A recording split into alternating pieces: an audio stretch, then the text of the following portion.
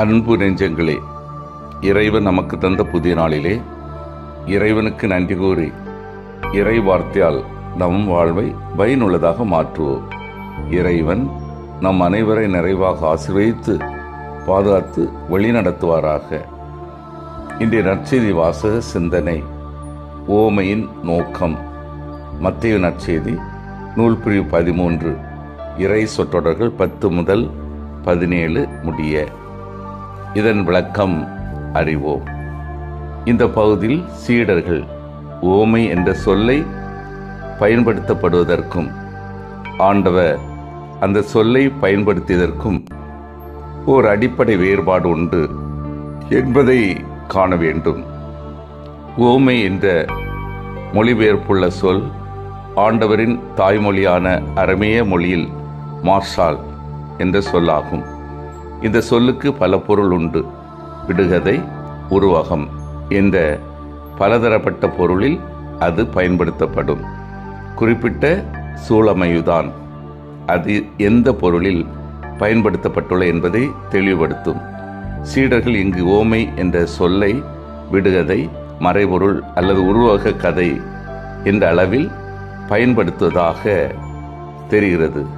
அவர்கள் கேள்வியிலேயே ஏதோ வேண்டுமென்றே ஆண்டவர் உண்மையை மக்களிடமிருந்து மறைத்து பேச விரும்புவது போன்றதொரு கருத்து தொனிக்கின்றது. நாம் தொடர்ந்து இப்பகுதிக்கு விளக்கம் காணும் முன் சீடர்களுடைய இந்த கருத்து எந்த அளவுக்கு சரியானது என்று கேள்வி எழுப்புவது நல்லது. ஏனெனில் அவர்கள் கேட்டறியும் திறமைக்கு ஏற்ப இயேசு இப்படிப்பட்ட ஓமைகளினாலே அவர்களுக்கு இறை வார்த்தையை போதித்து வந்தார் என வாசிக்கிறோம்.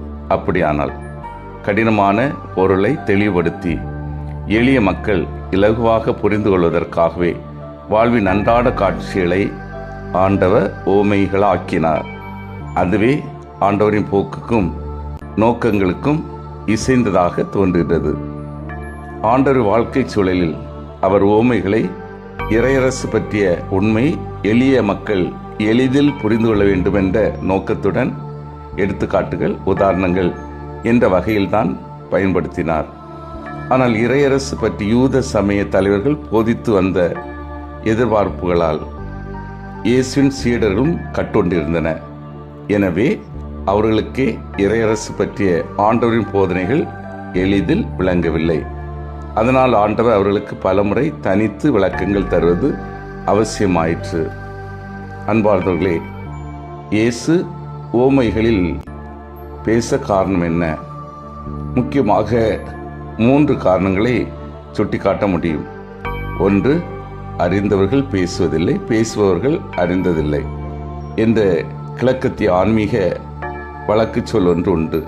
அதாவது, கடவுளை அறிந்தவர்கள் அது பற்றி பேச விரும்புவதில்லை. காரணம், அது வார்த்தைக்கு அப்பாற்பட்டதாக இருப்பதன் காரணமாக அதை வார்த்தைகளில் வடிப்பது கடினம்.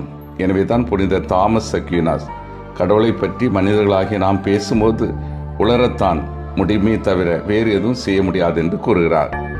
இருப்பினும் இவ்வார்த்தைகளில் படிக்க முடியாத இறைவனையும் அவரது அனுபவங்களை பிறர் ஓரளவு புரிந்து கொள்ளும் வகையில் வெளிப்படுத்த நமக்கு உதவுபவைதான் ஓமைகள். ஓமைகள் நம்மை பார்க்கக்கூடிய ஒன்றிலிருந்து பார்க்க முடியாத ஒன்றுக்கு அழைத்து செல்கின்றன.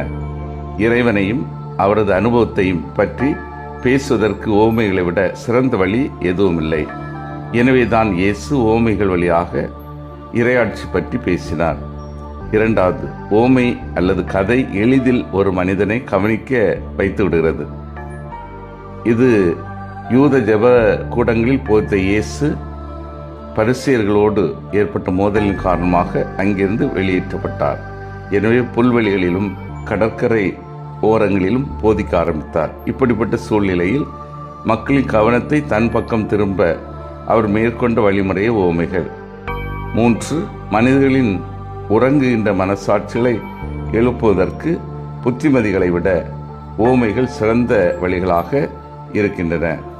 தாவீது செய்த தவற்றை ஒரு ஓமை வழியாக சொல்லி அவரது மனசாட்சியை நாத்தான் விழித்தல செய்த நிகழ்வு இங்கு நினைவுகூரத்தக்கது. அன்பார்ந்தவர்களே, இயேசு என்று நமக்கு சொல்வது காண்பதும் கேட்பதும் போதாது, உள்ளம் திறந்தால்தான் உண்மையை புரிந்து கொள்வோம். சீடரின் கண்களும் காதுகளும் ஆசீர்வதிக்கப்பட்டவை, ஏனெனில் அவர்கள் இயேசுவின் வார்த்தையை உணர்ந்தனர். நாம் கேட்பவர்களாக மட்டுமல்லாமல் வாழ்வில் செயல்படுத்துவவர்களாக இருக்க வேண்டும்.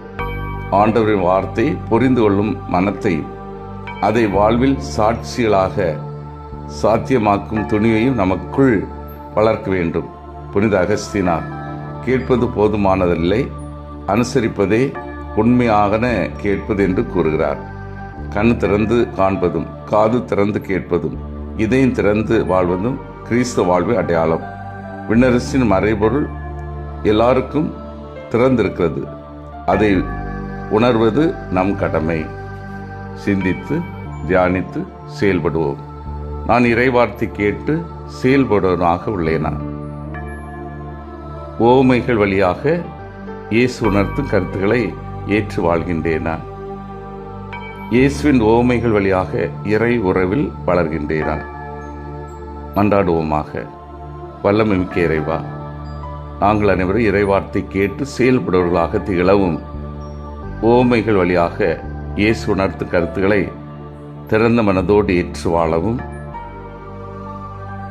இயேசுவின் ஓமைகள் வழியாக இறை உறவில் வளர்ந்து சான்று பெறவும் வரம் தாரும். ஆமீன்.